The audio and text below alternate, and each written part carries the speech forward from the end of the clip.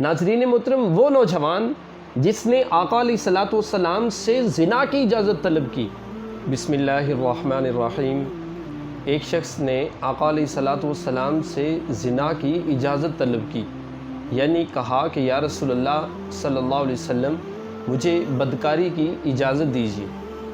اب دیکھیے کہ نبی کرم صلی اللہ علیہ وسلم نے اسے کس انداز سے تربیت کی، اور اس نے اپنی اس عمل کے اوپر توبہ کی اور آقا علیہ الصلوۃ والسلام سے کہا یا رسول اللہ صلی اللہ علیہ وسلم میرے حق میں دعا کیجیے۔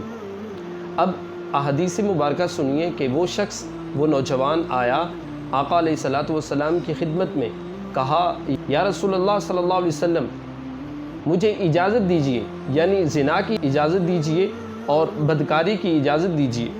اس محفل میں، اس مجلس میں شور برپا ہوا۔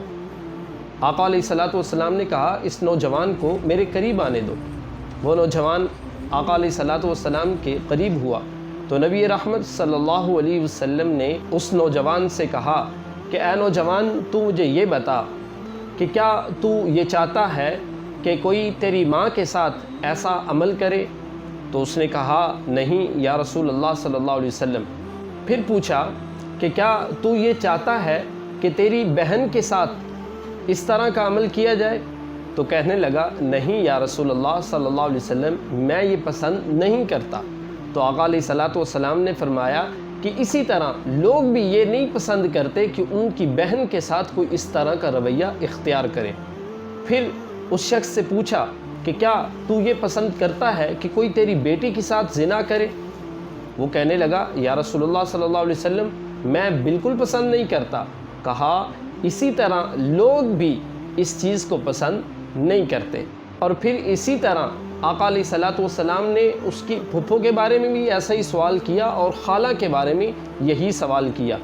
تو جب یہ سوال کیے، اس سے پوچھا اور اس کا جواب نفی میں تھا، اب وہ نوجوان آقا علیہ الصلوۃ والسلام سے کہنے لگا یا رسول اللہ صلی اللہ علیہ وسلم میرے لیے ہاتھ اٹھائیے اور میرے حق میں دعا کیجیے۔ پھر آقا علیہ الصلوۃ والسلام نے ہاتھ اٹھائے اور اس نوجوان کے لیے دعا کی، اللہم اغفر ذنبہ وطہر قلبہ وحسن فرجہ۔